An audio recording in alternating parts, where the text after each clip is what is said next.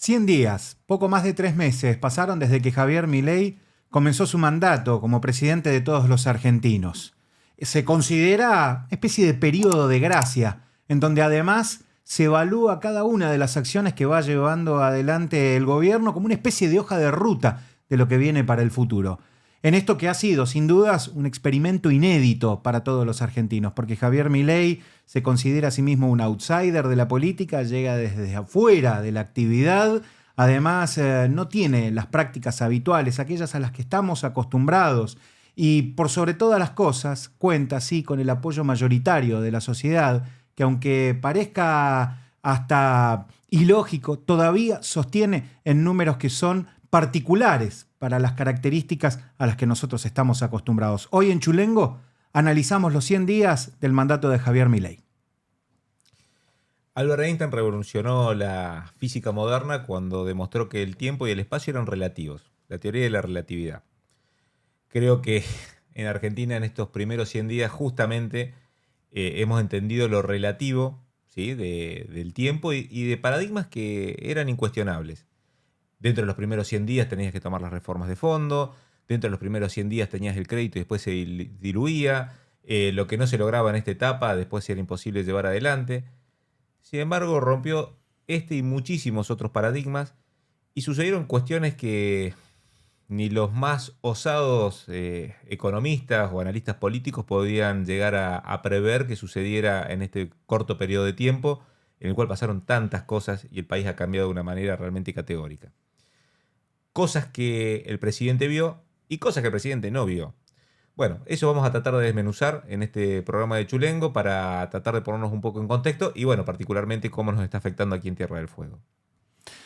Bueno, sin dudas, tengo yo la sensación, Paulino, que tal como hemos titulado, hay cosas que, utilizando esa frase que se ha puesto tan de moda, Javier Milei vio, sí, y otras que, como él mismo dice, no la vio. Digo, claramente, en este proceso, lo que uno percibe es que, de algún modo, Javier Milei se ha puesto como objetivo, y entiendo, lo está logrando, es romper ciertos paradigmas, sí, ciertos parámetros, como vos expresabas, que tienen que ver con los usos y costumbres propios de la política, ¿no? Da la sensación que ha venido a sacudir de algún modo esa modorra, que más que modorra ya era una especie de letargo burgués en el que estaba inmerso gran parte de la política argentina, ¿no? Sí, creo que la interpretación que ha hecho del hartazgo de la sociedad hacia la clase política, sin distinción de partido político ni estamento, lo interpretó mejor que nadie. Sigue comunicando muy bien, tengamos en cuenta que era una persona que nació de los medios de comunicación, todos se mataban de risa en una primera instancia, pero hay que reconocerle que en los primeros días de gobierno sigue manejando muy bien. Por más de que yo creo que en algún momento va a tener que hacer el clic y evolucionar de una comunicación de campaña a una comunicación de acciones de gobierno. ¿Vos crees que sigue de campaña? Yo creo de que mide muy bien y fíjate, él permanentemente está midiendo el consenso popular y en eso, para mí, es el más hábil de todos. Ha logrado derrotas categóricas que hubieran sido catastróficas en otros escenarios. Sí. Él los ha logrado a través de su lógica de comunicación, que te puede gustar o no, o sea, la capa que más vende, no vayamos más hacia abajo. Lo da vuelta, sí, absolutamente todo. Bueno, eso es lo que ha sucedido en las últimas semanas, en los últimos días, por ejemplo, con cualquier freno que se le ha impuesto a la ley ómnibus, el debate del decreto de necesidad y urgencia, en donde, como vos decías, convertidos en derrotas desde los números concretos, lo que hace Milei es decir, bueno, acabamos de desnudar quiénes son los que están a favor de un cambio y del progreso en la Argentina y quiénes están en contra. Claro, es como, o sea, hay que reconocerle la habilidad, ¿no? Porque te plantean como diciendo, yo la vi y claro, yo quería eso, ¿eh? No se crean de que fue una derrota el tema de la ley. Sabemos que el jefe de gabinete quedó en offside, que ni siquiera sabía cuál era el efecto del rechazo y sin embargo, mediáticamente reconozco y popularmente sigue el consenso. Pero a propósito de eso, ¿la vio o salió de casualidad y acomodó sobre la marcha el carro para que los melones no se caigan? Yo creo que sigue estando muy lúcido en lo que es respecto a opinión pública. Aprovecha un gigante vacío por la oposición. La oposición todavía está groggy. Sí. No hay nadie que vislumbre como contrapeso. Nosotros estamos acostumbrados a una Cristina y un Macri que por ahí eran los grandes actores, o por ahí un Sergio Massa que que era el que aglutinaba a la oposición. Hoy en día, del lado de enfrente, no hay nadie que tenga un contrapeso ante las posturas del presidente. Y sobre todo en una oposición que además aglutina sectores que son teóricamente dispares, digo, el kirchnerismo y el radicalismo, y en definitiva, expresado hasta por el propio Milei en esto de yo la vi, esto de ubicarlos en un mismo espacio, ¿no? Digo, convertirlos en definitiva en son lo mismo. Bueno, eso yo creo que es la gran fortaleza, la simpleza del mensaje.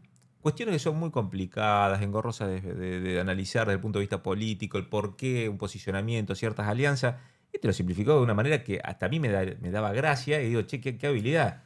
Las fuerzas del cielo, mirá, hasta se pone místico, sí, contra los orcos. ¿Sí? Y te trae la parodia del Señor de los Anillos. O sea, una guerra del bien contra el mal y como diciendo, si estás de mi lado sos bueno, si estás del otro lado sos orco, sos casta. Ahora, ¿y no es más de lo mismo eso? Digo, no es lo que hizo el kirchnerismo durante muchos años, lo que ya hizo el macrismo.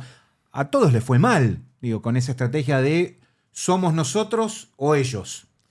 Sí, pero le está dando un crédito que nadie se esperaba, porque a ver, es un presidente, no tiene un gobernador, no tiene un intendente de los 3.000 municipios que hay en el país, minoría en las ambas cámaras, sí. Y sin embargo la sigue llevando, vamos a reconocer, bastante bien porque cerró la macro, ¿sí? Sí. El tema, nadie se esperaba un enfriamiento de la economía tan violento como lo ha hecho. Yo creo que en el medio el costo económico y social es altísimo, porque Argentina se había hecho competitiva entre el tipo de cambio oficial y el blue. Se había generado una industria que era, o segmento de la economía que traccionaba, daban empleo, que era competitivo. Al cerrarse la brecha, explotó esto y hoy en día la Argentina que hablábamos, bueno, ¿te acordás que hablábamos el año pasado, hace poco, estábamos un par de meses atrás, que la Argentina estaba muy barata en ciertos aspectos? La lógica hubiera dicho que gradualmente esto se ajustara. Bueno, hoy en día estamos más caros que el mismo Estados Unidos o Europa, con sueldos argentinos, no con sueldos europeos.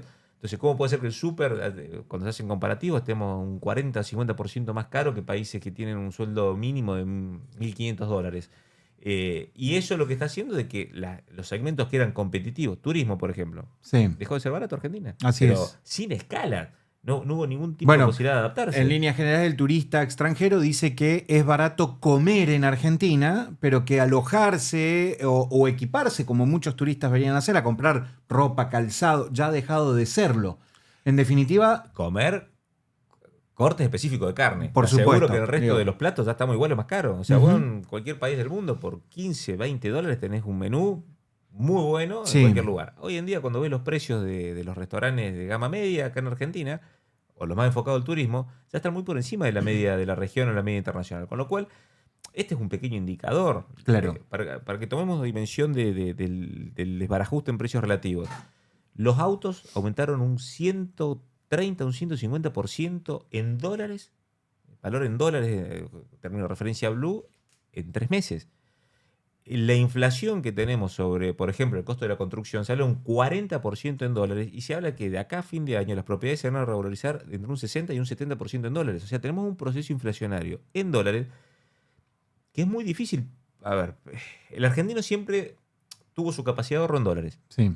Desde un jubilado que compraba $50 cuando tenía un bonito, hasta aquel que cobraba un aguinaldo, o un empresario que podía que tener capacidad de ahorro. Sabemos que Argentina es un dato muy curioso. El mayor tenedor de billete físico, papel de dólar del mundo después de Estados Unidos es Argentina. ¿Sí? O sea, hay capacidad de ahorro, casi un PBI tenemos en ahorro. Bueno, hoy en día tener dólares es un problema, porque tenés una inflación que está por encima de la apreciación del dólar, las tasas de interés de los plazos fijos están bajando, estamos en un paradigma distinto. Muchos apostaban a que esto explotaba rápido.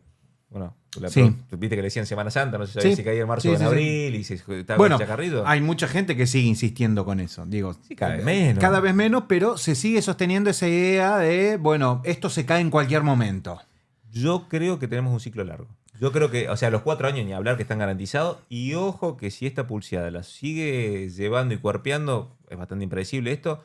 No creo que le vaya mal en las intermedias, porque no veo una oposición con al contrario. Bueno, ahí quería llegar, porque decíamos, la vio en esto de captar rápido por dónde pasaba el hartazgo de la gente. Yo agregaba, la vio en esto de algún modo, sacar de la zona de confort a una política completamente aburguesada que ya estaba acostumbrada al piloto automático. Digo, los dejó en offside, de algún modo. La otra cuestión que entiendo yo, que me parece que si la ve también, porque es el proceso que se viene de acá hasta el año que viene, es este mensaje que entiendo él no aplicó durante el proceso que lo llevó a ser presidente de la nación y que sí debe poner en práctica ahora, es esto de, bueno, ahora necesito que acompañen mis boletas de diputados y senadores para que yo cuente con la mayoría que nos permita avanzar en este cambio. Digo, si eso lo ve, muy probablemente se dé ese proceso que vos decís. Y lo está construyendo. Y lo está construyendo muy bien porque a pesar de haber tenido el revés de la ley Omnibus, que fue un revés duro, pero que no pasó nada, sigue con su política económica, el dólar lo tiene estable, ya quedó claro de que en cualquier momento ya la brecha está virtualmente cerrada, Sí. porque el tipo de cambio oficial más el impuesto país son los 1.000 pesos que hoy está el tipo de cambio blue o el contado con liqui. Fíjate cómo todos los tipos de cambios convergieron casi en un tipo de cambio único. Bueno, Entonces, recordemos que en el proceso también se decía que no solo se iba, sino que el dólar iba a costar se disparaba. 30.000 pesos, 25.000 pesos, ¿no? Digo, Él mismo lo fogoneaba en campaña eso, ¿no? Pero bueno, nadie se esperaba esta política de shock. Sin duda que el costo social es altísimo. La motosierra la llevó adelante y siempre uno, cuando está en el cargo de responsabilidad, uno espera un bisturí por parte de un profesional, no una motosierra. Y fíjate los ajustes que están viniendo con el costo energético, transporte público. Y esto recién empieza. Sabemos que las tasas de desempleo van a subir porque... Y bueno, él mismo dijo, marzo y abril eran 2 meses sumamente complicados de su inicio de gestión.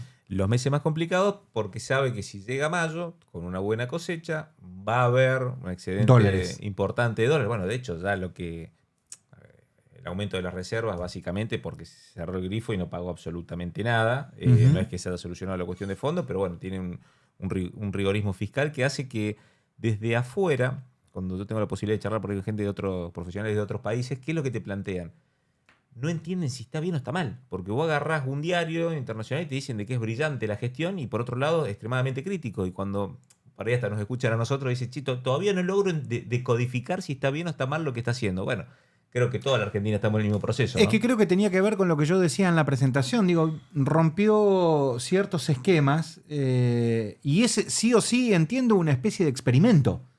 Digo, claramente, en términos políticos y hasta en términos macroeconómicos, el proyecto de Milei se ha convertido en una especie de experimento que el mundo mira de reojo para saber si funciona o no. Ojo, si le sale bien, es una bandera que va a poder enarbolar hasta el último día de su vida. Él dijo, yo cumplo 2 mandatos y me voy a mi casa y me dedico a estudiar la Torá. O sea, lo ha expresado en innumerable cantidad de veces. Digo, comprendo que también se da esta situación particular con Milei en un mundo que está como en un proceso de cambio muy particular, con un grado de convulsión que es significativo y que puede convertir a las relaciones entre países incluso en hechos mucho más volátiles de lo que ya son. Entonces, me da la sensación que Milei también aprovecha ese contexto, ¿no? Bueno, yo creo que si hay algo que él vio es la oportunidad de ser un presidente con un nivel de exposición a nivel mundial que no lo recuerdo, creo que lo podemos remontar a las épocas de Menem en cierta etapa, pero no hay antecedente de un presidente argentino con tanta repercusión mundial sobre su manera de llevar adelante la política y cómo esta puja izquierda-derecha a nivel mundial ha quedado como un referente, ¿no? Y aplica muy bien, hay un principio que es habitual de la política, con el que yo no concuerdo para nada, pero que es muy utilizado en la política, esto de que hablen, bien o mal, sí, pero que hablen de mí.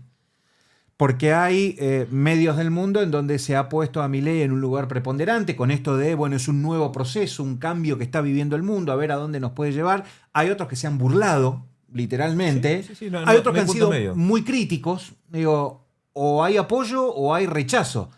Y Milei creo que está aprovechando muy bien eso de, bueno, que hablen todo el tiempo de mí. Digo, que yo sea una especie de ejemplo, ¿no? En este contexto. Despierta amor y odio en proporciones parecidas. Sí. Pero si algo que no genera es indiferencia. Indiferencia o pasar desapercibido. Entonces, Así ese es. nivel de visibilidad le está generando un crédito, sobre todo sobre los países occidentales, Estados Unidos, bueno, Israel, obviamente, cambió la política de cómo estaba posicionado Argentina, pero estamos hablando de 3 meses. Y quieras o no, le está generando rédito. A ver, creo que los resulta.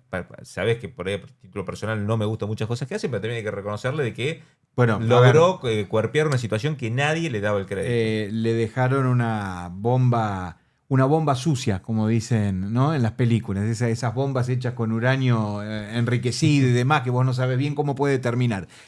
Hablábamos de las cosas que Milei vio, que entendemos que en definitiva son puntos a favor. ¿Por dónde arrancás vos si tenés que mencionar las que no vio? Está bien que evidencie la política, pero tampoco la puede subestimar como lo está haciendo en las cámaras. Los reveses legislativos, una vez lo podés cuerpear como que bueno era lo que quería. Ahora con el tema del DNU por segunda vez, bueno, en realidad esto es la manera de poner claro sobre oscuro. No se puede seguir exponiendo a derrotas categóricas como lo viene haciendo, porque en algún momento va a necesitar este tipo de herramientas. Y después otra cosa que creo que no está viendo, de que en esta pulseada con la política tradicional, se está llevando sectores, se ha puesto sectores de la sociedad de una manera tremenda, ¿sí? Sí. Y son procesos muy difíciles de revertir. El sector productivo en Argentina yo creo que está complicadísimo, esto implica menores niveles de empleo. Esto va a generar mayores tasas de desempleo con una Argentina que ya tiene un 60% de su población por debajo de la línea de pobreza, con lo cual esto es lo que a mí me preocupa, que no quede enceguecido por esta pulseada con los sectores tradicionales políticos y que en el medio no le importe nada y intente llevarse puesto una provincia, como ha pasado esta pulseada con Chubut, o un segmento sin ningún tipo de escrúpulo. Bueno, pero da la sensación que en ese contexto puede sostener ese plan de acción en tanto y en cuanto, entiendo, y él debe seguir muy de cerca, la opinión pública esté en su favor. Hoy da la sensación que los niveles de aceptación respecto de su gestión son muy similares al porcentaje de gente que lo votó. En definitiva, la gente de algún modo sigue bancando. Creo yo que gran parte de la sociedad ha entendido que así como estábamos no se podía más y que había que hacer un esfuerzo. Yo entiendo claramente que gran parte del ajuste lo está haciendo la gente, más que la casta, como Totalmente menciona el propio Javier Milei, pero comprendo también que la gente todavía está dispuesta a llevar un poco más adelante esa capacidad de tolerancia en este experimento. Digo, claramente para la gente es un experimento. ¿Cómo puede terminar? No lo sabemos. Digo, pero a mí sí me da la impresión que la oposición, que como bien decía Paulino y coincido, está todavía bajo los efectos de ese golpe casi de noqueo. Digo, se levantó, se paró, le están contando, pero todavía no sabe para qué lado salir. Creo que sí tiene ahí una herramienta que seguramente, y conociendo, sabiendo quiénes están enfrente, sus usos y costumbres, sus prácticas, digo, puede llegar a utilizar, que es esto de, bueno, forzar sobre la necesidad y la demanda de la gente el punto de ruptura, ¿no? Bueno, y ¿puedo decir lo que más me sorprendió A ver. como fueguino? Sí. Que al fin y al cabo el que venía a sacar la ley es el que más nos está bancando. También hay que reconocerlo, porque todo el sector libertario que siempre fue extremadamente crítico sobre, y al día de hoy, gente representativa, experta dentro del espacio de él, sectores muy allegados a los sectores libertarios, está bancando la parada. Obviamente que no es bueno para Tierra del Fuego a nivel económico en comparación al anterior, no por un embate ante la ley, sino por un enfriamiento de la economía. Las fábricas no tienen a qué venderle, producen menos, pero a mí me sorprendió gratamente. Creo que como fui el primero que charlé cuando salió la ley ómnibus, que pensamos que se volteaba la 1940. Bueno, él mismo salió a aclararlo. Digo, en cada entrevista que le han hecho, él dijo, bueno, eso hay un derecho adquirido, no se toca. Y me dice, el problema no es que Tierra del Fuego no pague impuestos, y eso me parece que lo tiene muy claro y muy bien, sino de que el resto del país paga mucho. Claro. Es entendible, en algún momento va a pasar, que va a bajar la presión tributaria, y en cada Tierra del Fuego nos vamos a tener que ayornar. Y la defendió más que los que supuestamente tienen estas banderas, porque no nos olvidemos que el único impuesto nacional que está pagando Tierra del Fuego, que es el impuesto país a las importaciones, lo implementó Massa. Por supuesto. Bueno, sí. Y algo que también me preocupa y mucho es la situación vulnerable que quedó después de este último rechazo del DNU, en el cual quedaban muy claros los posicionamientos de todos los gobernadores. Y vamos a ser realistas. No me sorprende el voto de Duré y la otra senadora Cristina López, sí. Cristina López, porque era natural. Ahora bien, viejo actor de la política, como Pablo Blanco, sabemos que conoce extremadamente bien las implicancias de los posicionamientos políticos, sin ningún tipo de necesidad, porque no era una votación ajustada, fue una votación recontrolada. ¿Qué necesidad de quedar en la mira, ¿sí?, de un presidente que sabemos que como cuando avanza? Porque vos fíjate, a nivel nacional, los grandes traidores, Lustó y Pablo Blanco, en todos los medios nacionales, y además evidenciando una situación que a mí yo no lo puedo creer, no la tranquilidad que dice, no, por recibir llamados de los empresarios, recibir llamados de Melella. se vendió el mejor postor. No tengo ninguna duda. Conociéndolo, su manera de hacer política, porque no me venga a hablar de constitucionalidad, inconstitucionalidad, ha votado la 460, ajuste que hubo en Tierra del Fuego, lo ha votado. Personas, parientes políticas de él han sido secretario de Estado de Roxana Bertone, que era peronista. O sea, si hay alguien que no ha tenido ningún tipo de escrúpulo con respecto a cruzar ciertas líneas, ha sido él. Evidenciar de que se vendió el mejor postor, ¿sí? No por una convicción. Y dejarnos con este nivel de exposición, con la fragilidad que tiene Tierra del Fuego, me parece una irresponsabilidad absoluta en un marco que, a ver, todos nos apuntan. Hasta ahora nos bancó el presidente, mucho más de lo que yo pensaba, pero si los de acá no tenemos capacidad de generar canales de diálogo para poder defender Tierra del Fuego, creo que realmente estamos en una situación muy complicada. Bueno, sin dudas, es un proceso el que estamos viviendo que nos ha descolocado a todos, que indudablemente nos pone en una posición, entiendo, incómoda, pero a veces también hay que comprender que el cambio, la modificación respecto de algunas costumbres perniciosas, se puede dar cuando aparece esa especie de miedo a la incertidumbre, de temor al futuro, de qué es lo que va a pasar. Digo, está claro que si hacíamos lo mismo que veníamos haciendo, bien no nos iba a ir nunca. Digo, indudablemente este es el proceso que le espera a la Argentina para los próximos 4 años, que ha elegido en definitiva la ciudadanía. Porque también, Paulino, me parece que hay que entender eso, ¿no? Digo, Javier Milei ha sido votado por más del 50% de los argentinos y al día de hoy, 100 días después de haber iniciado su mandato, todavía conserva gran parte de ese apoyo y esa adhesión. Basta con verlo en los canales de televisión, cada vez que envían un periodista a las calles a preguntarle a la gente, la gran mayoría entiende, banca la decisión, seguramente con una estoica resistencia, porque son momentos muy pero muy duros. Pero está claro que este es un proceso que recién arranca, que han transcurrido apenas 100 días y que en definitiva lo que hemos hecho nosotros hoy aquí junto a ustedes es repasar aquellos aspectos que entendemos. Ahí sí, Javier Milei la vio y tal vez en otros no la vio, pero en definitiva forman parte de esto que es ni más ni menos, reitero, que un gran experimento político al que estamos sometidos los argentinos. Lo que estamos viviendo es un tsunami, una gran ola que nadie se le esperaba, que tenemos dos alternativas. O tratamos de surfear esta ola o nos arrasa y nos aplasta. No va a haber puntos medios. Espero que desde Tierra del Fuego se tenga una capacidad de entender esta realidad como sociedad en su conjunto. Creo que la clase política sigue en su línea, no ha dado acuse de realmente la situación que se vive. Nos hubiera encantado hacer un análisis de los 100 días del gobierno provincial. Con 30 segundos nos sobraba. Nada. La nada misma. Ante esta situación, sabemos que los argentinos tenemos resiliencia. Sabemos de que siempre nos hemos adaptado a situaciones cambiantes, pero bueno, partiendo de una base de tranquilidad que es seguridad jurídica ante un régimen que es muy atacado, creo que como sociedad en su conjunto, los distintos actores económicos y sociales, vamos a tener la capacidad de ver cómo adaptarnos a los tiempos que se vienen, porque si no es muy simple, el resultado sabemos que va a ser catastrófico. Muchísimas gracias por el tiempo y bueno, nos estamos viendo en la próxima edición, seguramente analizando un poco más de actualidad.